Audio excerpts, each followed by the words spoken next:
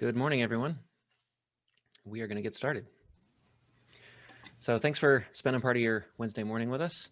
My name is Tom Hallstrom, and I am a Director of Client Development here at Blueprint Technologies.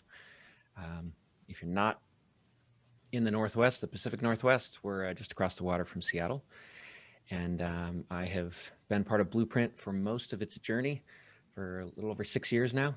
And it's been cool to see a startup technology company grow out of its spaces and learn to adapt to new spaces very quickly. So I'm happy to be hosting this morning's conversation, balancing experience and data for workspace design. And why I wanted to put this group together and have this conversation is Blueprint as a technology company has been approached for the last few years, well before COVID, about how do we utilize and leverage technology to inform our decision making? How can we get a couple data sciences and some machine learning? Can we get some, IoT, the Internet of Things? Can we get some just help technology solve our problems of predicting maybe growth patterns, or how we can maximize ROI per square foot for our space, or better Tetris people and resources and schedules? And we've done that, and we're good at it. But what we found is oftentimes leaders weren't asking the right questions. They were hoping that pretty charts, some really slick, sophisticated data science would answer the questions for them. And what we've always presented to our clients is it's really a match of using the machines and the data and the technology for what it's good for, but pairing it with good experience, with creativity, empathy, and judgment, which are uniquely human characteristics, to do things like plan for a space and find the right space for your tenants, for your clients, and to have that space create and foster the kind of culture you want for your organization and your mission. So we've been doing this for a while and having these conversations well before COVID. But we found that now that we're deep into the 2020 game, leaders are transitioning away or beyond, well, let's wait and see what happens, into nobody's going to be able to predict the future, and we really need to make a move. And so what I've done today is gather some who we consider industry leaders in this space, with some unique perspectives on architecture, on design, on tenant representation, and workspace planning. And some of them are our partners, some are friends, some are people just who we respected and asked to join this panel. But I'm looking forward to having this be a discussion, and kind of for them to share what they've learned and observed over this past year, and what they're going to keep from those observations for planning in 2021 and beyond. So before I have everyone introduce themselves, just again want to say thank you for joining today's conversation. And if you have questions, at the bottom, you can add them into the Q&A section. And after some of our talking points, we're going to run through some questions. So feel free to add whenever you want, and then we'll get to those at the end. So for everybody to introduce themselves, please share who you are, why you're at the organization that you are, and specifically just a past project that you're particularly proud of when it comes to workspace planning and design, or matching your clients with a really interesting space. So Bill, will you start? Thanks, Thomas. Bill Cooper with Colliers International. My focus is tenant representation. I grew up in the area, in the Seattle area, office out of Bellevue, and we represent tenants globally. So although we sit here, we're working with clients from really Brazil to Bellevue right now. We're part of a group of 100 brokers that are representative of each major market around the world. So I have a pretty good perspective of what's going on globally, although I've been working on my house in Kirkland for the last year, but look forward to sharing more on this panel and hearing what everyone else is going to say as well. Thanks, Bill. Darcy? Yeah, hi, Darcymundo with Burgess Design. Moved up here from LA, was down there for a number of years, and in terms of moving up here, was able to connect with Burgess with common client EQ, which Zach's on the panel as well, who we continue to support today. But over the last 4 years, have really focused and been out at Microsoft building up a team, a group of Burgess staff to really support their small projects on campus. So happy to be here and looking forward to it. Thanks, Darcy. Sam.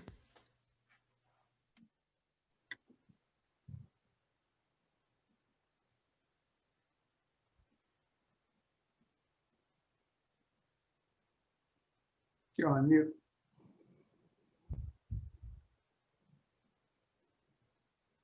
Let's jump to Zach, and Sam can work on his audio. You got it. So my name is Zach Zaborowski. I'm the portfolio director for EQ Office, Blackstone in Seattle. For the last 10 years, I was focused on brokerage on the east side at a company called the Broderick Group. So now at EQ, we currently own about 3.5 million feet in Seattle. And I focus on the strategic direction of our portfolio, including leasing operations, and then current and future investments in the region. Thanks, Zach. Can you hear me, Thomas? We're golden. Perfect timing. Okay, perfect. Sorry about that. Sam Dahmer. I work for JLL as a tenant representation broker and a transaction manager. I graduated from the University of Washington with an electrical engineering degree and then decided to pursue sport at a fairly high level, or at least see how far it could go.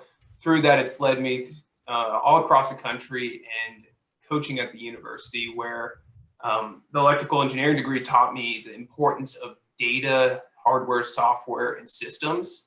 And then coaching taught me the importance of culture. Right now, JLL has invested in the past 5 years into really trying to bring real estate and brokerage to the 21st century. And we're taking advantage of that situation by, being able to move quickly with hard numbers and data and make as informed decisions as possible. And we're seeing spaces come onto the market and off the market quickly, and having the power to react in an informed way has been extremely successful. So thanks for having me, and excited to chat. I'm stoked to have all four of you on the panel, so thanks for joining. I think any of us who regularly interact with clients or customers, you start looking a little behind the curtain at principles of customer experience and user experience. For myself, being in technology, some digital interactions, you appreciate when it's very low friction and high value. It's easy to just, get on something with one click and buy it from Amazon. But when you start peering behind the curtain and looking at what does it take to make such an easy experience, feel effortless and fun and like you want to come back. And for me, I pay a lot of attention to physical interactions, everything from how I'm greeted at a restaurant to wayfinding at a hospital. For this panel, you all are paying far more attention than most to the relationship between place and people, and between place and culture. And oftentimes, when it's done right, a place can define and foster and engender a really healthy culture. When it's an afterthought, it can often frustrate or even dismantle some of these cultural values you're trying to instill in your organization. So given the fact that you all are paying a little more attention to that relationship between people and place, I want to kick this off by hearing what aspects of your company culture have you observed that have persisted despite people losing a common daily gathering place? So Darcy, you want to kick this one off? Yeah, absolutely. Office space for us obviously is a big deal. We use it quite a bit to foster the creativity and the collaboration, and losing that sense of the office over the course of the last 10 months, we have continued to strive to connect daily. So we've got daily meetups for the teams. Every other week we're doing an all office, right? Burgess is just shy of 50 people, but we're doing all office meetings just so that we feel part of that group and don't lose touch with each other. So And then, happy hour, we do tend to do a monthly deal within the company. And I think it's definitely helped people keep in touch and feel like, although we don't have a sense of place, we actually do have a sense of team and collaboration, and you feel part of that. What about the rest of you? Could jump in. So I think prior to COVID, we would use our office space for meetings, get-togethers, and as brokers were out in the market, mostly we're traveling a lot. I was, back in January, I was on a plane probably every Thursday flying somewhere. So we're used to working remotely, but I think now, since the office has changed so much, that we're still using it to get together, but it's going to look different in the future. And what we're trying to do is, our biggest value to our clients is information, and part of that is sharing when we're in the office space. We have an open office space currently, and we would just share information, best practices. And I think the biggest thing now, we're losing that. So we're trying to get together, as Darcy mentioned, at least weekly, if not daily, on some sort of Teams call, and just really also check in and see how people are doing, because everyone is working under different circumstances. And as I'm here doing this call, my kids are in the other room doing Zoom classes and in school, and everyone's got a different situation. So we're just trying to keep some normal sense of information sharing amongst ourselves in the office. And I'd add to that. I mean, we focus the same way. I mean, our office is certainly a place where we collaborate. The random run-ins we had with each other were fantastic prior to COVID. We certainly miss that now. I think one thing that we focused on, it was a focus pre-COVID, was a relationship with our tenants and our customers. And so, the ability to pivot and make sure that we can try and keep, doing that and keeping that line of communication open as best as possible in the current environment has been a real focus for us.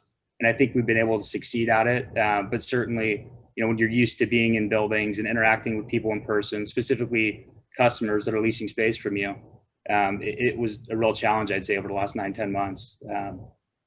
And not being in the office certainly hurt that. Yeah. Sorry, go ahead, Sam. Sorry, one thing. The office has been an interesting dynamic, and it's a central gathering point for your work staff. And, with brokerage, it's very important to be kept up to date with the most important information about what's happening in your market. And if you have a scheduled meeting that's 24 hours from now, that might be a little bit too late. So figuring out the right balance, I'm sure we all know, of just enough meetings or too many meetings, because you can definitely be overwhelmed. We're constantly trying to recalibrate that and just find best practices. But our team, even back in March, April, May, we're there trying to learn and get better and self-improve. And so something that we were doing is, we can't get together physically in the office, but we would meet in a parking lot somewhere, get into a car, talk about something that we want to accomplish, and then drive buildings to better understand where people are and what they're doing. And then we'd be all on a conference call with our headsets in and just driving around talking, just saying, okay, what's the reason for this company to be in this building? Okay, that reason. And then go from there. I think it's really important to still get that physical feel and approach to just meetings.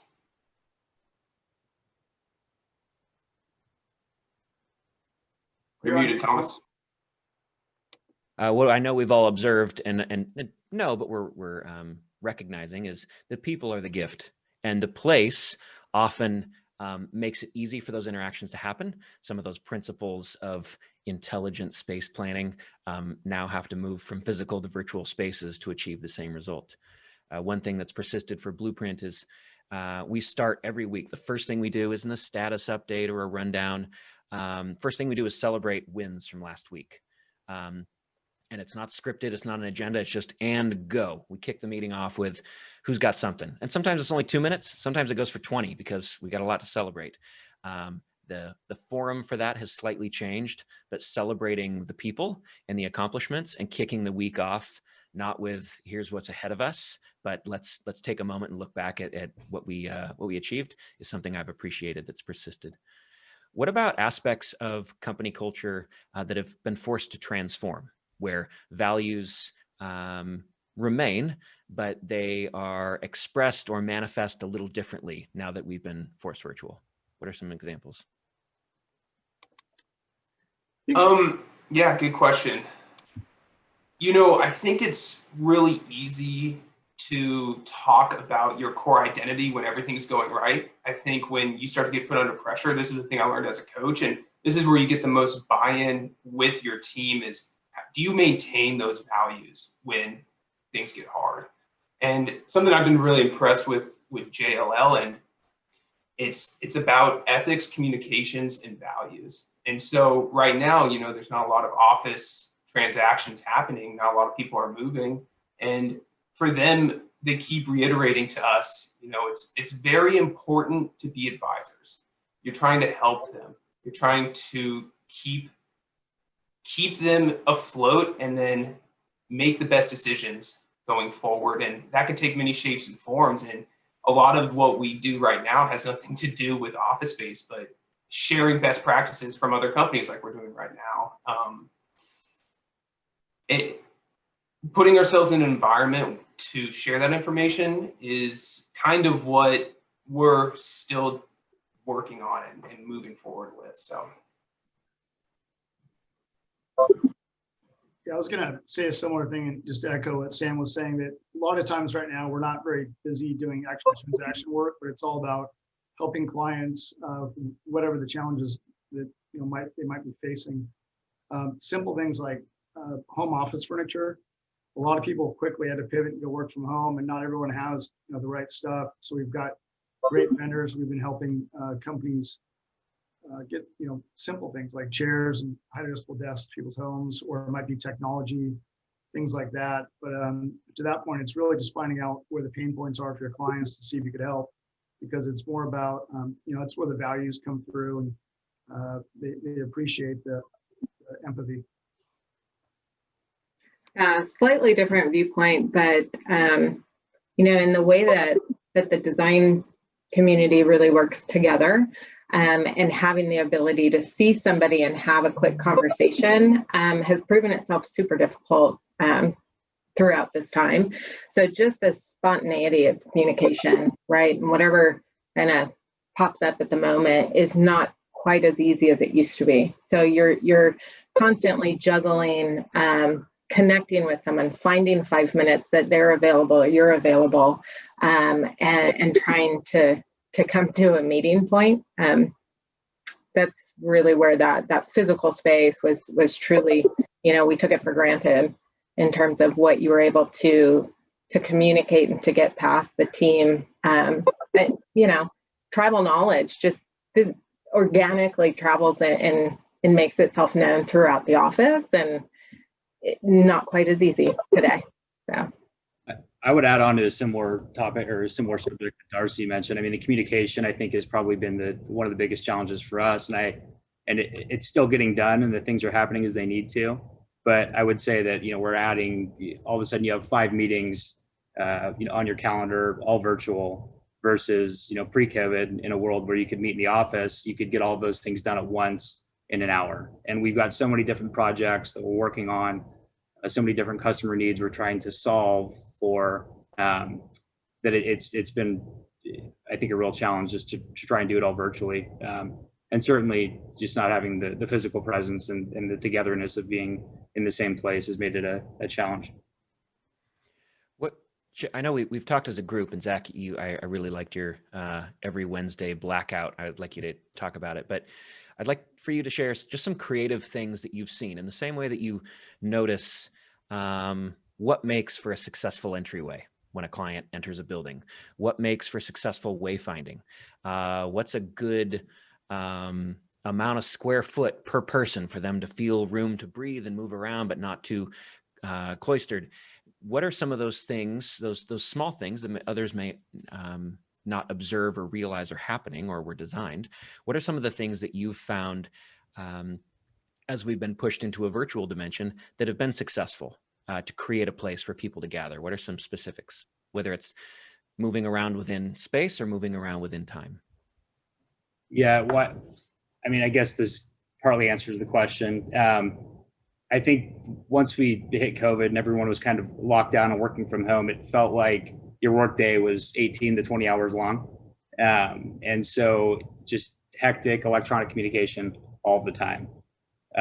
So what we did to kind of slow that down, at least as best we could, was add a block of 3 hours once a week where you're kind of not, you're not being disrupted by email or other forms of communication. So really time for you to focus, however you want to spend that time, but kind of focusing on yourself, getting your stuff done without being disrupted by other needs that are popping up in the workplace.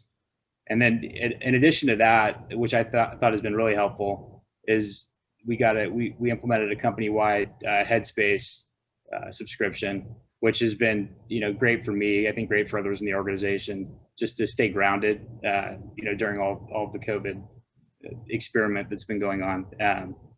So I don't know if that answers it directly, Thomas. Can you describe Headspace just really quickly for people Yeah, who are familiar? For lack of a better description, it's kind of a meditation wellness app. So different areas you can log in, spend time, again, meditating, taking time for yourself, just really, I think, grounding yourself to kind of step out of the crazy world that we're living in the moment. And there's other resources and other apps that are similar too. A little bit more in terms of how, creatively we've been trying to be able to connect with everyone is virtually telling people to get their cameras turned on.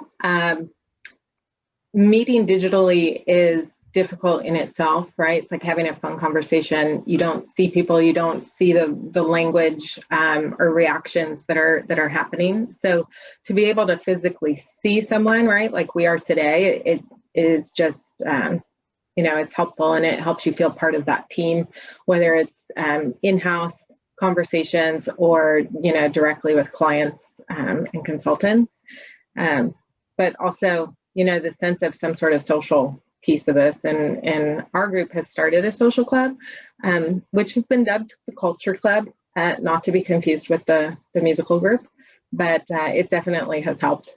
So I've been thinking. Thomas, you and I, we're just doing it all day. Something that we've been trying to do at JLL is we've been back in the office at a limited capacity since July, and our team's about 4 brokers, and once a week we'd like to get together for an in-person meeting. And shocker, having an in-person collaborative meeting is actually energizing and fun when you're in person, if not necessarily digitally, but you just come away with another sense of connection. And something that we've been hearing from a few of our clients is that they've actually put into practice a way for the employee to talk to their team member about exactly how they're feeling. So I think it's really easy right now to suffer in silence. I think it's important to have no restrictions, no consequences, just weigh how you're doing and just be able to communicate that, and then just have a clear path and really try to move the needle forward in the right way. Because I think it's really easy right now just to think everything's going fine when it might not be, and think that you might be suffering alone when a lot of people might not be. So that's been conducted in surveys, but just being able to talk to someone, we found, is 5 minutes, kind of to Darcy's point, spontaneous communication, no biases. So. I love reading about physics, but I did very poorly at the U when I tried studying it. But I've been thinking a lot about how architecture allows people to move around in the dimension of space, and since that has been temporarily removed or partially was, we're now moving around in the dimension of time, which is just a fun way to think about how we are engaging with each other and doing things, right? And so as far as moving around within time, one really simple practical thing that I've been trying out at Blueprint is 25 and 50-minute meetings, recognizing that when you're not in an office and you're not seeing people exiting a conference room and sitting at their desks, you see a block on their calendar, it's very easy to get wall to wall. And it's a very simple thing to book a 25-minute meeting, stick to it and give people that release valve in between. And if you're going longer, then make it 50. So it's a small thing to help people move around in time and not be redlined by the end of the day. As far as moving around in space, we've helped a few clients who are saying, look, we all recognize we're moving to activity-based work, not location-based work, right? So different tasks require different contexts, different environments.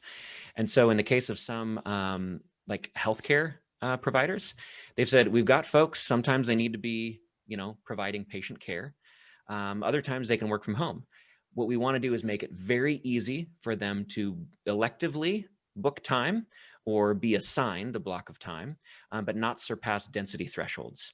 So we've created things that kind of set KPIs or threshold limits for how many people can be in the building, matched it to some COVID screening results, and then given them an app so that they can say, hey, I'm clear and I need X number of hours this week, and here's my preferred days. And the app just kind of Tetrises them in a way that's easy, low friction, good user interface and user experience without requiring a bunch of administrative overhead. And I found two of those to be small practical things that have helped. Another one that I've observed, I don't know if anyone's ever heard of Austin Kleon. He's known for his blackout poetry, where he'll Sharpie a newspaper article and he'll leave out words that make a poem. But one of the things that he posted about is separating his digital and his analog desks. And so I've tried that, having a desk for my devices and my interaction and my camera and lights and all this for engagements like this, and then a desk that's separate for writing, where I've got very, very low tech tools at my disposal, where I can focus and I'm not distracted. And it's kind of silly, but I've found it helpful to physically represent the different type of task that I'm doing. I don't know how you'd implement that en masse for a whole org, but recognizing that different environments, different tasks call for different environments is key. Thomas, I had a similar occurrence, but it wasn't planned. My email went down for a while. And so without email, I just, you kind of scramble at first and get stressed out. And then I just went to the phone and started using the phone. And I kind of laughed because that's, 20 years ago, we hardly ever used email. It was just always by the phone and or in-person meetings. But it was interesting that those couple of days where I didn't have email, I was really highly productive and, I could get things done, and it was kind of refreshing. Also, I realized how much time I was spending at my computer on email, and you're trying to during the day kind of break it up a little bit. So we've tried to organize our day so we can hit recess with the kids and have lunch together as a family. And we'll go outside and we'll have lunch, and we'll go do throw the football or something outside, and then come back to work. But I felt like that's been a really healthy thing to do for everyone, kids included, my wife, and now I see kind of the neighbors are getting in on it, and it's kind of a trend. But it's something we did early on at Colliers was to we brought in he's a keynote speaker, Alden Mills. He's an ex-Navy SEAL, but he talked about how to thrive during quarantine and figure out your day in the sense of exercise and kind of have a plan for the whole day. So if you just wake up and start working, it's going to be a kind of a dismal end. So it's really, really helpful. And I think many people on our team have really taken use of that. And they'll block out times or say, hey, I'm going for a run. I'll be back in 40 minutes, whatever. And it's been pretty healthy. Okay, so I want to quickly remind everybody, if you do have questions, please add them to the Q&A at the bottom. We'll get to those in a bit. So we've moved through people's experience. Before we start getting into a little more technology and how we can use data to inform or calibrate our decision making, I want to look at, those are some of the things we've observed. Some of them are short-term tactics or stopgap measures just to kind of figure out what's going on. I want to talk about now, what do you think is going to stick? So what are those trends that you think are going to persist into 2021 as far as how we think about things, whether we return to the office or not? Yeah, that's a big question. I think on a macro level, we're seeing, the mindset change. These conversations wouldn't have happened a year ago. I think the innovation and the wellness is extremely important for companies and business leaders, but also in a granular level, what space they actually need. I think it goes away from the reactionary, my next door neighbor has a reception, so I need a reception now. I think it actually goes into more of a, what will make my workforce as collaborative and as engaged as possible. I even heard some groups being like, okay, we're going to be 100% remote, but every 3 months we're going to rent out an auditorium for a big town hall meeting. And that's all we need. And yeah, it's these patterns of just changing the social norms and the traditional norms into something that's a little bit more real for who you are as an identity.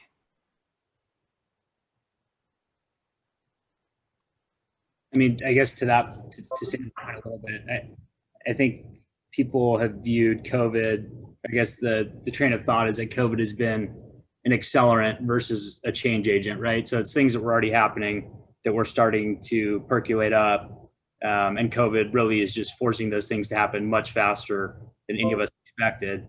And I think the idea of, as being an employer, trying to retain, recruit talent, and keep them happy at your organization, the idea of having them come in at 8 a.m. every Monday and leave 5 or 6 every Friday was probably starting to get old with talent pre-COVID.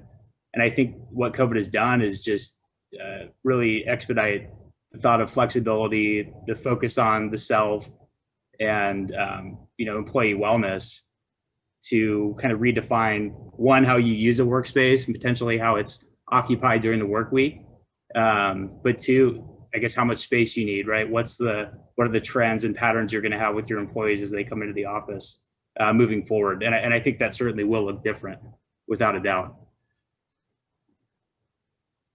Yeah, I agree, Zach. I think so many times we would start the program planning process and we throw out a density per square foot per person. And we would kind of, okay, it's 140, 150, whatever it might be. It would kind of design to that point. But, I think that as companies were growing, adding headcount, they were still also trying to solve for just how many people could they fit in a space. And then some of these spaces with benching were starting to look like a typing pool of the 1950s. Everyone's on a 4 or 5 foot desk, and you could touch the person next to you, and it just became, I think, way too dense. They would have collaboration areas, but what would happen is there's kind of too many people in the space. So I think it's going to be hard for everyone to go full remote, especially when you're onboarding new people. I think it's a huge challenge. The collaboration that needs to happen. I think that that's going to, the hub and spoke model, I think, is the thing that's going to stick the most, because you're going to need some office space. And then maybe there's satellites that are closer to someone's house. When we did a nationwide poll with our workplace strategy team, and most people want to go back to the office, but most people also want to, work from home 1 to 2 days a week. They're excited to work from home and have that flexibility. Now, everyone's job, we're talking about technology companies and office workers, but there's lots of people that really can't work from home. I have some biotech clients, and obviously they're in the lab. They need to be in the lab, right? So there's a whole section of our kind of ecosystem that really can't work from home. So it'll be interesting to see how those that have to be in the office, how their space is designed, and we can rely upon the architecture community to solve that. Yeah, to kind of jump off of your hub idea, Bill, I mean, essentially, we started, and what was surprising to us, and maybe really not too much surprise, but those who really don't have support system at home are the ones who truly are coming to the office for that social aspect, right? That hub of space to communicate and be with other people. And the rest of us who do have a support system, we've got a family, we've got things going around all around us. The office is just a place for us to go to be able to facilitate and enjoy time with people who we truly like to work with and be around. So the office space in general, I mean, you're really looking for, and what we're starting to see, and Bill, slightly touched on it as well, is you're going to see the collaboration piece of it, right? The design of the meeting spaces, and a little less direct to office space and each person's physical like, here's my spot in the office. I think they'll still be that, but it's not going to be the focus of how many physical seats can I get in this office. It's how do we attract and get people to enjoy being in the office and meeting with each other, and what does that look like? So that's really what we're seeing, and surprising, not really, but it's helped accelerate the fact that that's really what space is about, is facilitating the communication and enjoying each other that you're around. Someone just asked a really pointed question. Do you think shared desks are going to be a thing in the future, or will that be verboten? Any thoughts? Like shared desks or hoteling? I think. I imagine hoteling. Yeah, and I think it's an ongoing, because you're going to have more flexibility. And someone mentioned the app. I think it was you, Tom. Several companies are utilizing that kind of technology where before I go in the office, I can check, okay, there's 25% occupancy. So that day I might say, okay, that I'm going to that day because it's a light day, whatever. Or maybe there's teammates that you want to see that day, and you can see if they're going to be in there. And I think having the kind of shared or hoteling desks will make sense. But again, it's for that specific employee that has that flexibility, and maybe roles, they've got a laptop and a backpack and they're ready to go. But your good example would be designing video games, right? You've got on your desk, you've got multiple monitors, a console, all kinds of stuff, right? So that type of employee likely won't have a shared space, they'll have a dedicated space. Bill, while you're live, someone has asked if you can repeat the name of the Navy SEAL who came in and spoke to your group. Oh, it's Alden Mills. I think his website's aldenmills.com. Alden Mills, okay. But it was great. And we're trying to get speakers about monthly, but it's been a kind of a nice thing to do for the team. So quick personal story that I feel like is the best distillation of the mood and the feel right now. So I got a band and used to play shows downtown when that was a thing. And I remember one time we were an opening act. We were getting ready for the headliner to show, and as we were doing what we thought was our last song, the stage manager said, "They're late.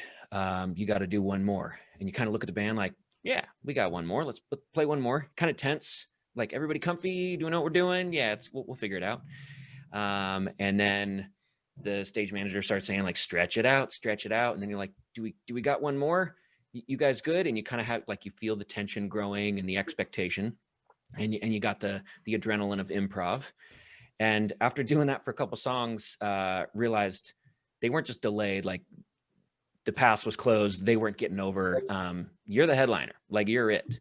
And I remember that transition of just hold on a little longer, and that tension and anxiety slowing down into being relaxed and realizing we're going to hang out for another hour. And yeah, there's going to be some improv, and we don't exactly have a set list, but we're going to settle into this.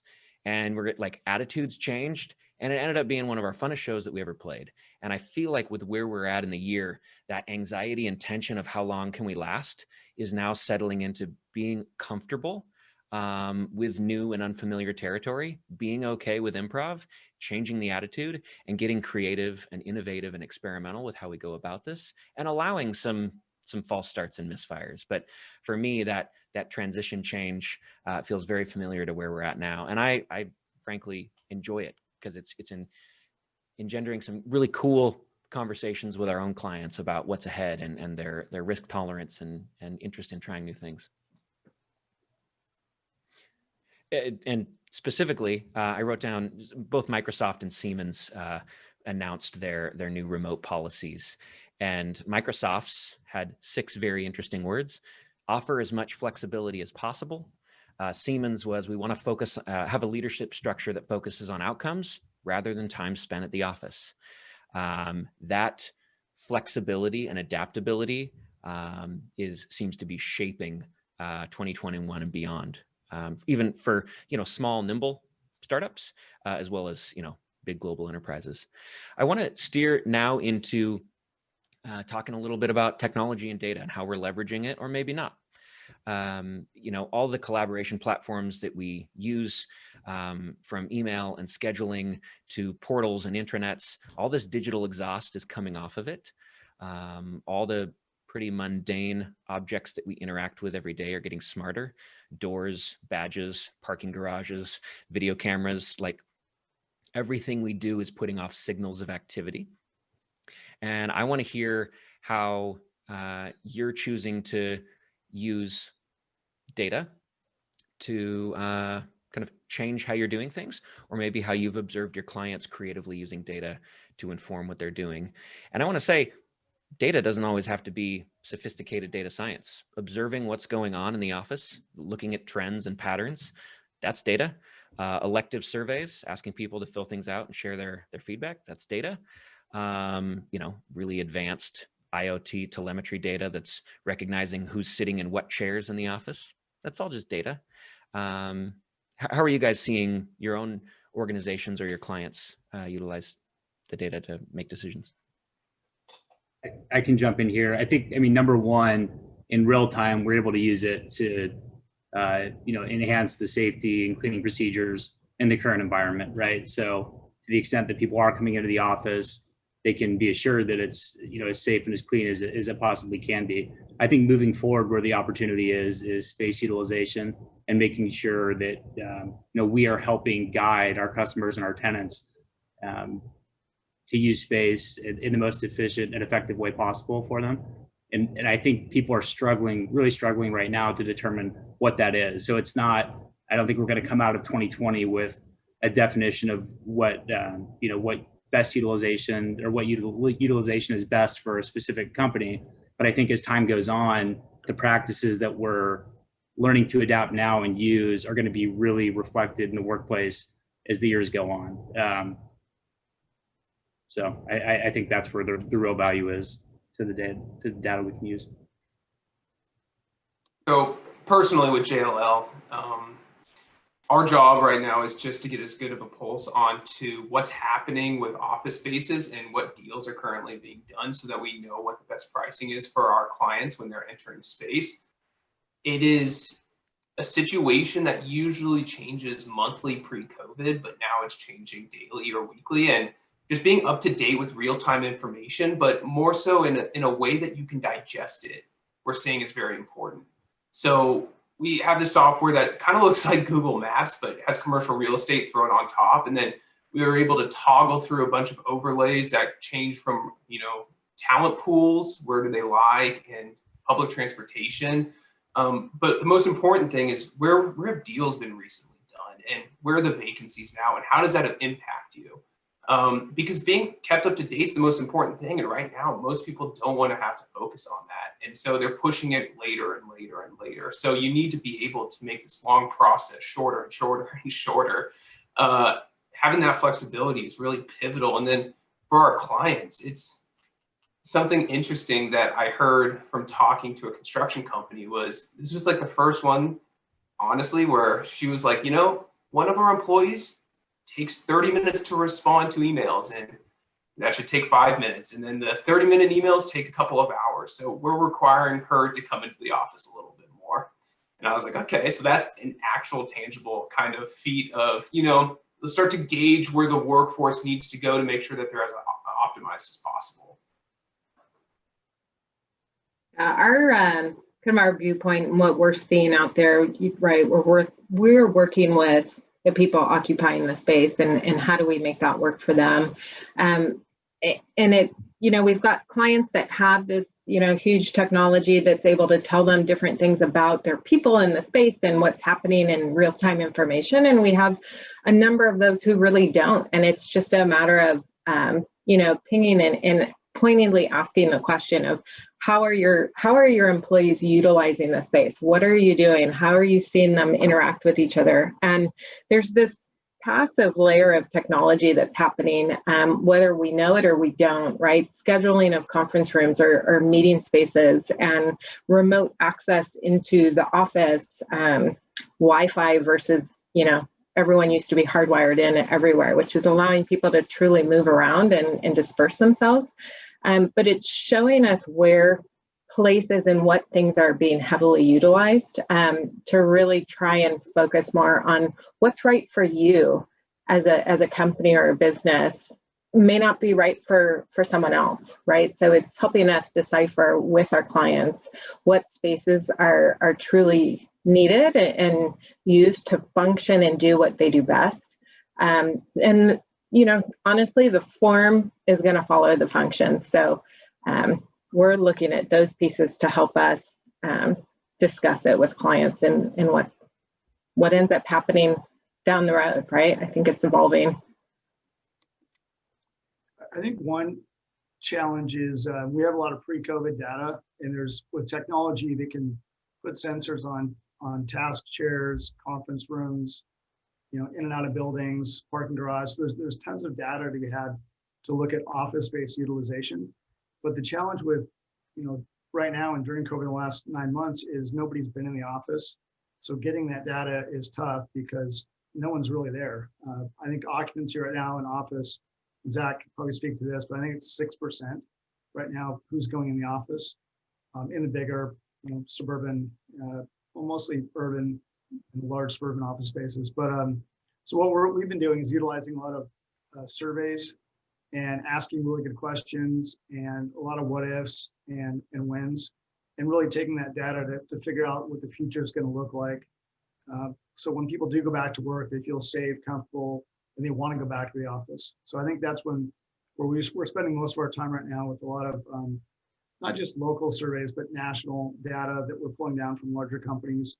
And of course, we've got the Microsofts of the world that are driving these, they're the companies are the biggest ships, they're hardest to turn. So, they're making these changes slowly, methodically, but they also have a lot of money to put behind it. So what I'm hoping is that a lot of these best practices will filter down to the smaller companies and help us plan as we're going forward. But that's really what we're doing is quite a bit of surveys, almost weekly. We're sending stuff out. So, and you're right. And I mean, I think occupancies are ranging between 5 and 15%, depending on the building or the market you're in. But somebody asked a question to all of us, and it's what are clients looking for to move forward?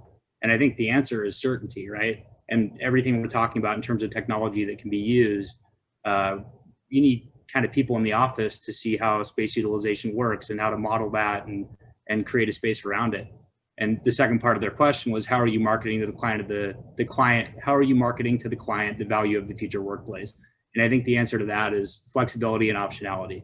I mean, given that you need certainty to make a decision, and that's something that we certainly don't have today, at least in terms of the physical space and built environment, and how you're going to lease space if you're going to sign a lease today. I think what you need to provide to tenants and to customers is the idea that can change and manipulate over time as they sign a lease, and you can create a space that adapts to their future needs. And certainly that's a big focus of ours in the time being. That's something that Blueprint, we've had conversations with a few folks in the past. The old model of, well, we're just going to make it so painful to break your lease that you stay, and we'll check in when it's time to renew. We've talked to some, portfolio owners to say, what if you had a different relationship with your tenants? What if you recognize the value of all the latent data you're collecting, parking garage traffic, badging traffic, scheduling data, shared amenity utilization, and instead you were going to your tenants and saying ahead of time, hey, we've noticed an uptick in, badges assigned to you. If you continue on this growth trend in about 3 months, you're going to surpass, this space. We've been looking around at what we have maybe in the same building or an adjacent building. We'd like to talk about how to make sure you can keep growing and that the space serves you. And having a more flexible approach to leases, that's a pretty sacred cow to mess with and pretty complex. But just the idea of being proactive and looking ahead. And that's something that fundamentally, whenever folks come to us and say, hey, we need a dashboard, we need insight into what's going on, connect us to the data. We say, what question are you bringing to the data? Because oftentimes the data can be so shiny and interesting and novel, you kind of chase it and it invents its own problems that you need to solve that don't really have merit or Don't drive impact or unlock revenue for your business. So the importance of bringing a question and knowing what you're asking of the data is pretty key. And we've found that rather than only looking at historic trends and, kind of descriptive analytics, let's see what happened in the past and assume it's going to keep happening. Creating interfaces for technology to say, okay, thanks for telling me what happened before. I want to look ahead and I want to kind of model an experiment. So if these things are true, and I want to look at, these are, costly resources who are spending a lot of time in one-on-ones or maybe group meetings or whatever. How can I free them up to do different things? So let's look at, what would a larger space look like? What would it look like if we cut our staff? What would it look like if we restructured? Giving them the ability to look forward and do some predictive modeling is helpful. One of our data scientists described it as, the old reporting is, I know what you did last summer. Predictive reporting is, I know what you'll do next summer. And prescriptive, which is the holy grail, is, I know what you should do next summer. So giving people the ability to not be drowning in data, but to come with a question, to figure out what data is going to inform the answer to that question, and then look forward and give them a chance to, as tactilely as possible, interact with that and predict where they're going to be in the future and find out the best model that will serve them.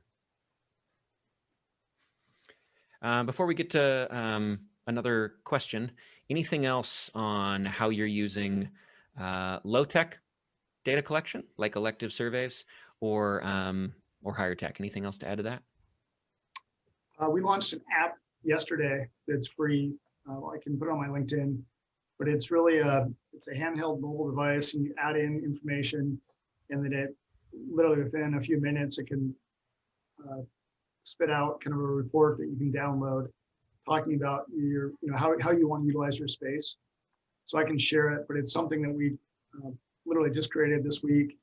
Well, they've been working on it for months, but they launched it this week, and it's interesting because I think it's it's not the exact design tool that you need, but it gives you an idea of, okay, if you put in this input, and to your point, Thomas, if you have kind of an idea of what the questions are, it'll give you the output of kind of what your office space could look like. And it breaks it down, but I'll share that. It's pretty interesting. But I think a lot of companies are coming up with that tech because it's really what everyone's talking about right now, about what's going to look like when we go back to the office. It's the number one question. Yeah, giving decision makers the ability to move levers, change variables, and maintain constants is important. Blueprint's working on a number of products for customers, for ourselves, and we're self-experimenting with it to look at, how do we schedule our time? Who are we interacting with? Who are some of the more critical connection points in our organization? And how do we make sure they're not redlining or overburdened, or maybe more centrally located, physically or virtually, so that they're more accessible to people? Looking at those patterns and then adjusting accordingly, including even setting up space and saying, okay, here's my max threshold, and I want to kind of move people around and move this department up here, and we think finance should be next to legal. What would this look like? And being able to do that really low cost and kind of predicting the outcomes. It's pretty cool stuff. Enjoy it. Question came in: what key items are you looking at that would give the current or future client adaptability and flexibility? What is the client looking for that has them feeling that their space is flexible and adaptable? And I think, Zach, you were talking a little bit about this, connecting them with spaces that doesn't lock them into their current exact operating model, looking at spaces that can grow and mature at the same time they do. Any key aspects of that? I think it's helpful when you have scale in a portfolio, right? So you're able to provide a company with space as a resource, and whatever their goals are, I think you just work to adapt to that. I think the most obvious ideas are furniture and partitions that are movable and flexible, that you can change over time, and that certainly is not a brand new concept. It's been around for a little bit, but similar to a lot of things with COVID, it hasn't stuck tremendously before now. And I think we're going to start to see that accelerate a little bit. And then I think, using the data to manipulate and drive the changes that need to happen within a space like that during a company's lease term, right? To help pivot and create change in a space to make it more flexible and adapt to their needs. But I do think it's a term question, right? No one wants to. People are reluctant to sign up for 10-year leases on a fixed space, depending on what their business is, without some sort of flexibility or ability to adapt the space and change it within their lease term, which I think is really where the value is. Agreed. One last door closer. Lighting. Any interesting thoughts on lighting?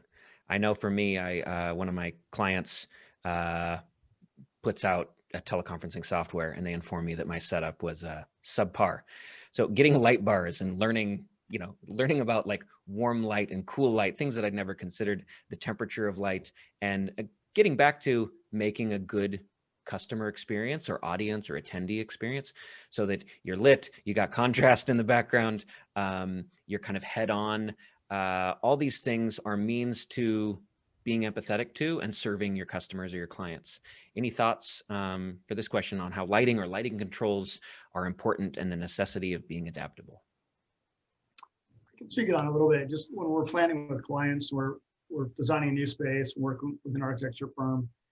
Over the last couple of years, we're involving a lot more consultants. So lighting consultant, acoustic, and HVAC a lot, because what's really important is the entire space. It's the kind of the five senses, right? So it's the, what does it look like? What does it feel like? Is it warm? Is it too cold? All of those things that just make the space just right. And, it's hard to all put it on paper, but for someone, I've been walking in and out of office spaces for 20 years, but when you walk into a space and it feels nice, you're like, okay, this is a really cool space. Can I sit down and write down all the things, why it's so great? Not exactly, but you just know it when you feel it, right? It's like when you walk into the right restaurant or a retail experience. I think that's come over, and from the hospitality point with like a hotel and such, that's kind of blurred now with office space, and they're using those same consultants, architects, designers. And I think a lot more of the commercial office, typical architect firms now involve other designers. So I think that there's a lot of focus put on that. I think it's important too, because if you are spending 10 hours there a day, you want it to be nice and fun and comfortable. Yeah, I would agree, Bill. And ultimately bringing in that, the fifth sense, it just makes everything feel right in the space. Having that consultant, right? We're not lighting experts on the architecture and design side, but we tend to always end up needing to bring someone in, and the reason being to make it right for that group that's actually occupying the space. But having the adaptability with controls to highlight certain sections, right? Make a focus point on different aspects of the office, whether it's a presentation happening or a conference call or just general overall, pure task at a work desk. It is important to have in that workplace. And I think the more we continue to adapt to the technology that continues to come out, the more flexible the workplace is actually going to be. And we'll see it continue to go. Agreed. Well, that's a good spot to end. Thank you, Darcy from Burgess Design, Bill from Colliers, Zach from EQ Office, and Sam from JLL. I'm Tom Hallstrom from Blueprint Technologies. Enjoyed today's panel.